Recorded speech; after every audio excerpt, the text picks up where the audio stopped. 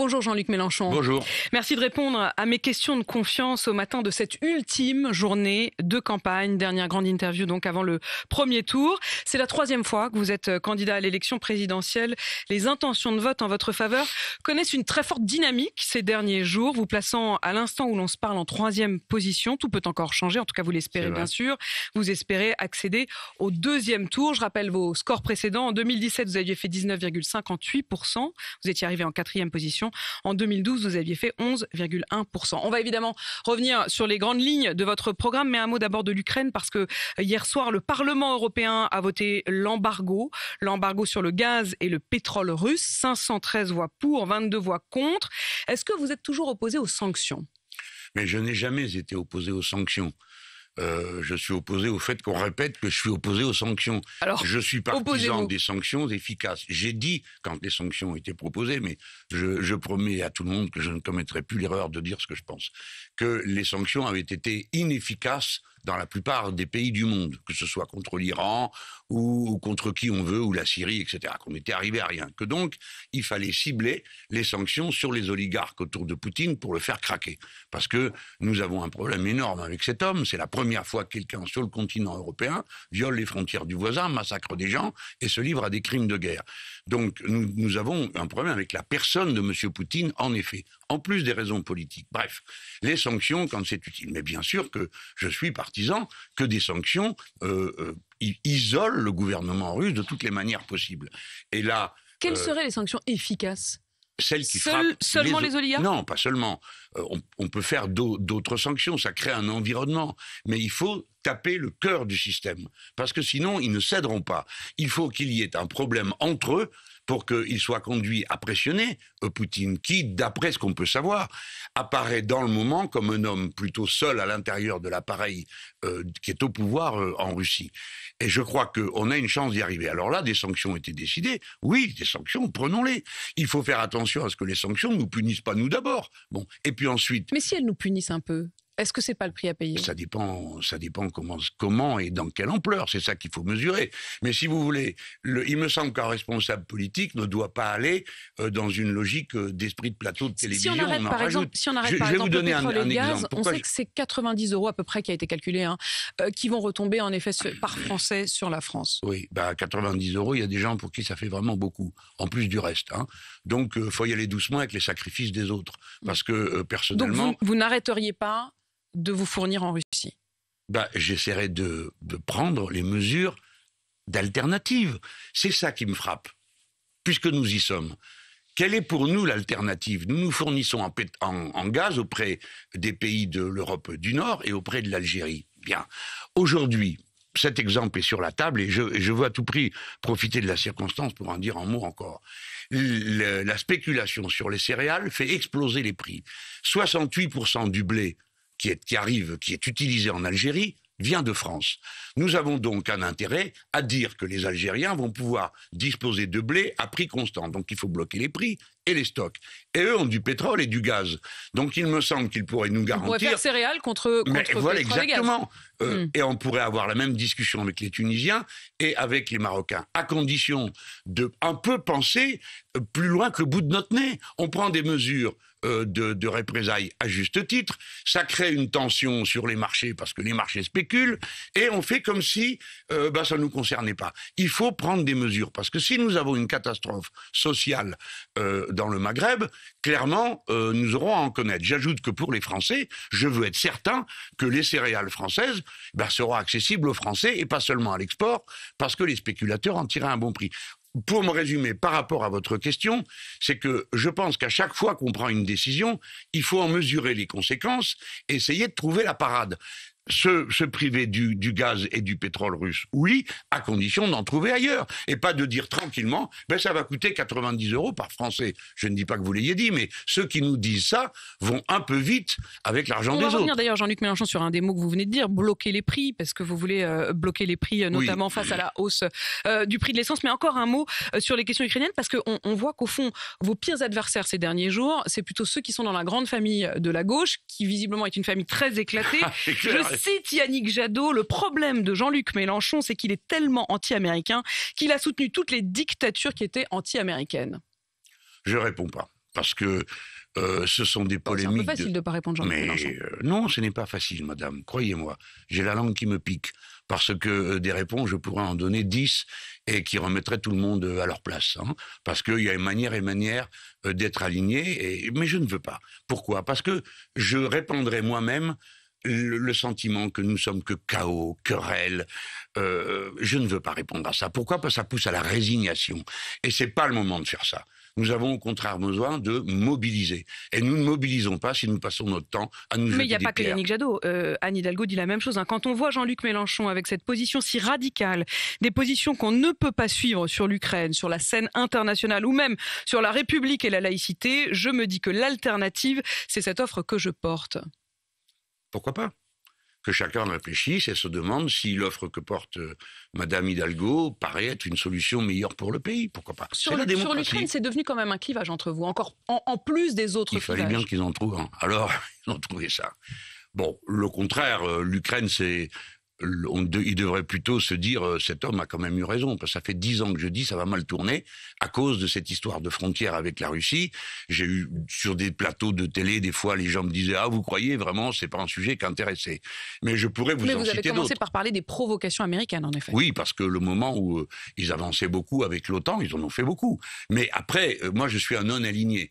Donc, j'ai dit dès le départ, les Américains ne prennent pas l'Ukraine dans l'OTAN et les Russes passent pas la frontière. Les Russes ont passé la frontière à 5h30 du matin, à 7h. J'ai dit, c'est eux qui portent toute la responsabilité. Aujourd'hui, Ursula von der Leyen sera à Kiev. Est-ce que vous iriez, vous aussi?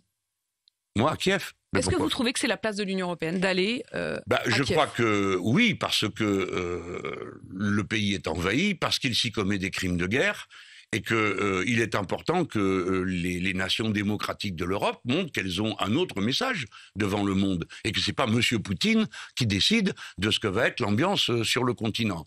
Maintenant, je suis inquiet d'un point qui n'apparaît pas assez, je trouve, dans les commentaires, qui ne fait pas assez réfléchir. Le vote qui a eu lieu aux Nations Unies m'inquiète. 93 voix pour sortir les Russes du Comité des droits de l'homme, et 58 qui s'abstiennent. Ça signifie Qu'est-ce qui vous inquiète? C'est les 93 ou les 58? Qu'il y en ait 58. Et plus de 25, je crois, qui votent contre.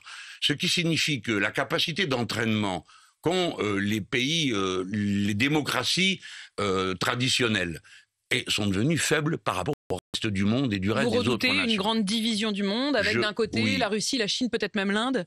L'Inde, et puis regardez tous ceux qui sont abstenus, c'est vraiment beaucoup de monde. Donc je crois qu'il est absolument indispensable de repenser notre vision du monde. C'est pourquoi moi, je dis que la France doit s'affirmer non alignée, et deuxièmement, altermondialiste, c'est-à-dire essayant d'identifier les nations, de faire des coalitions sur des sujets d'intérêt mondial, du genre le tribunal climatique international, le tribunal pénal international. Figurez-vous que ni les États-Unis ni les Russes ne l'ont signé. Alors nous, qui acceptons ça, nous nous trouvons dans une situation incroyable où on ne peut pas juger les criminels de guerre. Ou bien la proposition qu'avait fait François Hollande, et que je trouve très bonne et que je soutiens, il avait dit quand il y a crime de masse et crime de guerre, la France s'engage à ne jamais utiliser son veto. Et il demandait que l'Assemblée générale des Nations Unies interdise qu'on utilise le veto quand il y a crime de masse. Eh bien, supposez que la guerre ne soit pas un crime de masse, mais vous comprenez ce que je veux dire. Eh bien, il y a 104 nations qui l'ont appuyé. Eh bien, si je suis président, je pousserai à ce qu'on ne puisse plus utiliser le droit de veto lorsqu'il y a crime de guerre. Jean-Luc Mélenchon, pouvoir d'achat, c'est la préoccupation numéro 1 des Français. Une partie de cette question de pouvoir d'achat découle de la situation en Ukraine, mais il y a aussi beaucoup de ces questions-là qui étaient là bien avant. Face à l'inflation, vous dites que vous bloquerez les prix. Les prix de quoi? À quel niveau de prix et pendant combien de temps? Alors, le combien de temps, il faut espérer que ce soit le plus important pour faire cesser les questions. Parce que j'y insiste, l'explosion des prix n'a pas d'autre source que la spéculation. Il y en a une petite partie qui existait avant, qui était du fait que les chaînes d'approvisionnement s'étaient démembrées après la Covid-19. Mais depuis, nous avons un effet purement spéculatif sur le pétrole. En fait, ce qu'on paye aujourd'hui, c'est pas l'immédiate réponse à l'Ukraine, c'est la réponse, en fait, à l'inflation globale, à la spéculation? C'est ça ce que vous nous dites? En fait, c'est pas une question vraiment de pénurie ou de... Non. Non, il n'y a pas de pénurie. C'est une question de spéculateur. C'est purement spéculatif. Et s'ils le voulaient, les pays de l'OPEP ils ont sous le pied 4 millions de barils qu'ils pourraient sortir de plus par jour. Je ne dis pas que ce soit génial écologiquement, mais en tout cas, ça éviterait la spéculation. Et puis surtout, ça éviterait qu'on dise aux gens, écoutez, puisqu'il y a... Je vous repose ma question très concrète. On Oui. bloque à quel niveau et le combien de temps? On a bien compris que c'était difficile de savoir, mais on bloque à quel niveau et sur quel panier, de produits? Le niveau d'abord, je le bloquerai au niveau où quand j'ai fait la première proposition. C'était 1,40 €. Le litre. Deuxième, oui. Sur quel produit? Il faut faire un panier de produits qu'on discute avec les associations de consommateurs, les syndicats et aussi les syndicats de producteurs, de manière à ce qu'on comprenne bien qu'il ne s'agit pas de moins payer les producteurs. Les paysans, leurs prix seront garantis. Je voudrais vous rappeler que pour 1 € que vous payez dans l'alimentation, il n'y en a que 8 centimes qui arrivent aux paysans. Bon, alors après, est-ce que c'est possible? Oui, il y a un article 410... Emmanuel Macron vous répond ce matin dans les colonnes du journal Le Parisien, il dit « Je ne sais pas comment ça marche, les prix ne sont pas administrés en France ». Je vais le lui dire, puisqu'il ne le sait pas.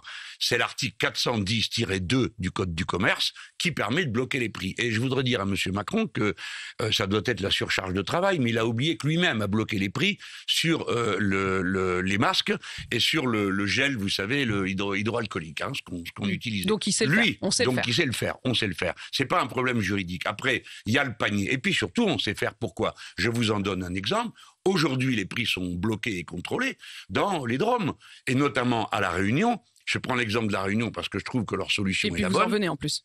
Bon, La Réunion, le préfet a bloqué, mais il a créé un panel, il y a un groupe de citoyens tirés au sort, etc., qui fixe les produits dont les prix vont être arrêtés. Il bloque comme ça 153 produits. Aujourd'hui, à La Réunion, vous roulez avec de l'essence à 1,71 €. Alors qu'on ne vient pas me dire que c'est pas possible. Et est-ce que La Réunion manque de carburant? Non. Il y a toujours quelqu'un pour vous vendre du carburant. Pour récupérer des sous, vous voulez aussi réquisitionner les surprofits des entreprises du CAC 40, faire une sorte d'année blanche des surprofits, c'est-à-dire Eh bien, j'ai observé que pendant la crise Covid et maintenant, des tas de gens sont en train de plonger dans la misère, déjà en plus du reste. Mais tout le monde a perdu de l'argent. Enfin, je veux dire, les petites entreprises, les auto-entrepreneurs, pas les très grandes. Alors, on peut dire, écoutez, c'est année blanche pour eux, c'est année blanche pour vous. C'est-à-dire que vous prenez, allez... Où est-ce que vous mettez la barre ? Alors, à partir de laquelle vous prenez. Déjà, je vais dire une chose. Alors là, pour ceux qui nous écoutent sur RMC, je vois que vous prenez votre stylo et que vous allez me faire un schéma. Non, on va pas être je vais pas être confiscatoire. Il y a un capital qui a été investi, nous sommes toujours dans une société capitaliste. Bref, je vous promets que vous pouvez vous prendre des dividendes qui vous permettent de rentrer au moins l'inflation. C'est-à-dire votre capital ne sera pas déprécié. Et ensuite, j'ai dit, ma première idée a été de dire, on prend tout le reste, c'est-à-dire tout ce que vous avez en valeur en dividende, c'est remis en circulation dans l'économie. On m'a dit, tu vas trop fort. Donc, on a coupé la poire en deux, on a dit, on vous en prend la moitié. Il faut vous rendre compte que 54 milliards de dividendes pour le CAC 40, ça ne parle pas des autres. Je ne parle pas des petites entreprises, on se comprend bien. On a bien compris, là, ce sont les entreprises du CAC 40. Les 54 milliards, c'est 1 million de personnes au travail pendant un an, avec un salaire moyen de 2 000 €. Alors, j'estime que quand on est en période de crise, où tout va mal, où il y a 8 millions de personnes à l'aide alimentaire, 13 millions qui ne peuvent plus chauffer, bon, tout le monde peut mettre la main à la poche. Et ceux qui ont le plus, mettent le plus la main à la poche. Parce que les autres, ils n'y arrivent plus. Et vous savez, quand je le dis, je vois bien que ça choque, parce que quelles que soient les opinions politiques des gens, qu'ils soient de droite ou de gauche, etc., ils sont pas d'accord pour que 5 personnes possèdent autant que 27 millions d'autres. Ça, c'est même plus une affaire d'opinion politique, c'est une affaire, disons, de décence. On pense que, bon, il faut qu'il y en ait pour tout le monde, peut-être plus pour certains, disent certains. Moi, je pense qu'il faut qu'il y ait plus pour ceux qui ont le moins aujourd'hui. Mais vous voyez, nous sommes les Français, en général, d'accord pour un certain idéal égalitaire. Ça me frappe Là, ça va trop loin. Ça me frappe dans votre expression. Vous avez dit, nous sommes toujours dans une société capitalistique.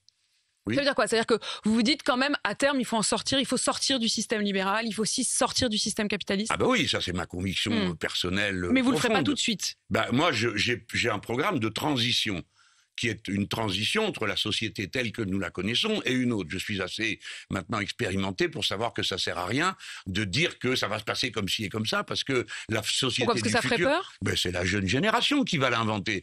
Les ruptures avec le capitalisme, je peux vous en citer, qui font l'unanimité des Français. Par exemple, décider que l'air, l'eau et l'énergie est un bien commun, vous aurez du mal à trouver des gens pour dire le contraire, même s'ils sont de droite, hein. Et même j'ose dire, certains capitalistes. L'air, l'eau, l'énergie sont des biens communs. La jeunesse de ce pays l'a compris, elle est très radicale sur le sujet, moi aussi. Et je rappelle d'ailleurs que sur les questions d'écologie, vous faisiez partie des premiers à dire que ça devait être un des enjeux très importants. Sur les emplois, dont vous venez de dire que vous pourriez, au fond, payer 1 million de personnes à 2 000 euros avec tous ces surprofits. Parmi les créations d'emplois que vous voulez faire, 1 million d'emplois créés dans les services publics, notamment dans la dépendance, dans l'éducation nationale, à l'hôpital et dans la justice. Je voudrais qu'on parle sécurité. Je peux juste un mot pour que tout le monde l'entende. Quand on parle de la fonction publique ou de n'importe quel emploi précaire, comme de l'augmentation du SMIC, de qui parle-t-on dans ce pays ? Des femmes. 60% des gens au SMIC sont des femmes. 80% des emplois précaires sont des femmes. Donc, je veux dire, si je suis élu, les 800 000 précaires de la fonction publique seront tous, s'ils sont d'accord, titularisés, parce qu'il y en a marre de faire vivre les gens dans l'angoisse et les tenir à la gorge quand ce sont majoritairement, je viens de le dire, des femmes qui déjà assument des responsabilités qui sont écrasantes. Donc vous voyez, il faut jamais oublier une chose, c'est la réalité humaine de la décision économique. De qui on parle à chaque fois. Et c'est dit. Sécurité, la famille d'Yvan Colonna porte plainte contre l'État. Vous estimez-vous qu'il y a en effet une responsabilité de l'État ? Oui, et puis on a intérêt à un geste d'apaisement. Il y a un moment dans la vie, il faut savoir faire redescendre les conflits. Bon, monsieur Yvan Colonna a été condamné pour avoir assassiné le préfet Erignac. Il ne l'a jamais reconnu, mais il a été jugé. Vous, moi, nous ne sommes ni juges ni policiers. C'est un fait. Il a été mis en prison à perpétuité pour ça. Mais il n'est pas condamné à mort. Et l'État a un devoir d'assurer la sécurité des détenus. Je vais même plus loin. Dans la vision républicaine, la privation de liberté était une peine qui s'assortissait d'une forme de rédemption. Il faut se transformer. Bon, aujourd'hui, on a oublié tout ça, vu les conditions dans lesquelles vivent les détenus. Mais donc, monsieur Colonna, on ne peut pas accepter que parce que c'est monsieur Colonna, on peut le tuer. Or, il semble que la scène ait duré plusieurs minutes. 8 minutes. Il y a la responsabilité de l'État est engagée. Je ne mets pas en cause les gardiens, les hommes de l'État. De même dans l'affaire de monsieur... Parce que ça... On reconnaît qu'il y a une vous dites de même dans l'affaire de monsieur Paty. Pourquoi ? J'allais y venir, puisque la même journée, hier, la famille de Samuel Paty a également porté plainte contre l'État pour ne pas avoir empêché l'assassinat de Samuel Paty. Eh bien, pour ma part, de ce que j'ai pu observer, je leur donne raison. Pourquoi ? Parce qu'à l'époque, je l'ai dit, je me suis fait traiter de tous les noms, y compris dans l'Assemblée nationale, parce que j'avais posé une question, je ne sais plus si c'est moi ou quelqu'un d'autre, et quelqu'un m'a pris à partie en disant « Mais comment osez-vous mettre en cause l'administration rectorale ?» Mais nous savions déjà tous à l'époque qu'il y avait eu un problème et que l'administration rectorale avait dit « Il n'y a pas de problème. » Ben si, il y en avait un. Alors donc, au minimum, il y a une faute. Et donc, je pense que la famille a raison de porter plainte. On ne doit pas s'habituer dans ce pays à ce que des gens meurent sans qu'il y ait d'enquête ou à ce que des gens soient blessés ou autres. Alors, je pense que dans chaque cas, il faut faire preuve de fermeté, encore une fois, d'une manière constante, pas quand ça me plaît ou quand tout d'un coup ça me choque moi. Dans tous les cas, et notamment quand il s'agit de l'État, il faut se souvenir que l'État doit être exemplaire. C'est peut-être dur, c'est peut-être trop exigeant, mais il est exemplaire. Ou il n'est pas l'État de tous les Français. Jean-Luc Mélenchon, sur les questions de sécurité, sur les questions de laïcité. Laïcité d'abord, vous n'interdirez pas le port du voile. Est-ce que vous reviendrez même sur les interdictions de la burqa, par exemple, ou non ? Ah ben non. Vous gardez la loi telle qu'elle est. Ah ben oui, parce que j'ai déjà dit à l'époque pourquoi je ne le refais pas ce matin. Le droit à être dévisagé doit exister. Quant au voile, il s'agit de toute autre chose. Quand les enfants sont à l'école, ils sont petits, leur jugement, on dit, n'est pas formé tant qu'ils ne sont pas majeurs. Donc, on doit respecter une stricte neutralité de l'école contre tous les signes religieux d'une manière générale. Pas de propagande, ni politique, ni religieuse, à l'école. Ensuite, quand on arrive à l'université, il s'agit d'adultes. Enfin, on ne va pas se donner le ridicule de faire une police du vêtement à l'inverse de l'Iran. C'est une police du vêtement ou c'est une police de la religion ? Mais ça revient au même dans ce cas-là. Bah, pas vraiment, si. Ah ben si, parce que pour les femmes qui portent un voile pour des raisons religieuses, c'est un signe de soumission à Dieu. Alors, et aux hommes aussi, peut-être, on peut avoir cette discussion. Mais ça vous dérange pas, par exemple, la soumission d'une femme à l'homme? Eh bien, ça me dérange beaucoup. Mais je ne confonds pas la loi et mes propres opinions personnelles. Moi, j'essaye de convaincre, et d'ailleurs, elles le font elles-mêmes. Moi, j'ai déjà parlé avec des copines comme ça. Et on leur dit, mais alors, qu'est-ce que ça veut dire? Tu défends l'égalité.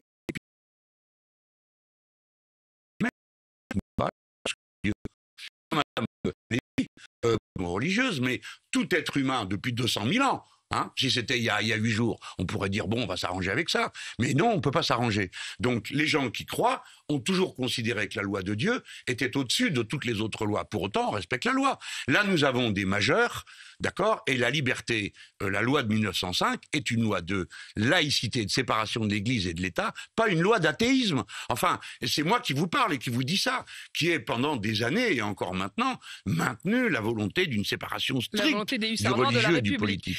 Jean-Luc Mélenchon, sur les institutions, vous voulez passer à la 6e République. Vous mettez quoi exactement derrière ce titre? J'essaye d'en mettre le moins possible parce que je propose de convoquer une constituante. Alors on dirait, dis donc c'est bizarre, tu nous convoques puis tu nous dis avant ce qu'on doit décider. Ce que je sais, c'est que la monarchie présidentielle est usée, elle est à bout de souffle, ça tourne au ridicule. On voit combien confier trop de pouvoir à un seul individu finit mal. Ça, c'est une première chose. Deuxième chose, nous sommes des Français, donc nous écrivons des textes. Les Anglais font pas ça. Hein. Et à intervalles réguliers, on se ressource dans un texte. La nation française a besoin de se ressourcer, de se ressouder, de se réhomogénéiser en se reconnaissant des droits. Vous espérez, bien sûr... non, mais par contre, il y a deux choses sur lesquelles je suis très ferme, et y compris, je les ferai voter séparément s'il le faut. Allez-y. C'est le référendum d'initiative citoyenne pour donner aux citoyens la possibilité de faire la loi, dans des conditions bien sûr organisées, et le référendum révocatoire pour pouvoir chasser un élu dont une quantité X de personnes s'étant déclarées décide que ça suffit, du président de la République au conseiller municipal du coin. Si jamais vous n'étiez pas au second tour, est-ce que vous donnerez une consigne de vote ou est-ce que comme la dernière fois, si ce sont les mêmes, vous aurez la même réponse, c'est-à-dire on ne fait rien? Quelle que soit la situation, voilà, qui suis-je? Le candidat de plusieurs mouvements est parrainé par 320 000 personnes. Ces 320 000 personnes qui m'ont parrainé donneront les consignes, diront ce qu'elles comptent faire elles individuellement. Je pense, pour être bien franc et bien direct, que les consignes n'ont plus de sens aujourd'hui, d'une manière générale, et que je ne vois pas pourquoi.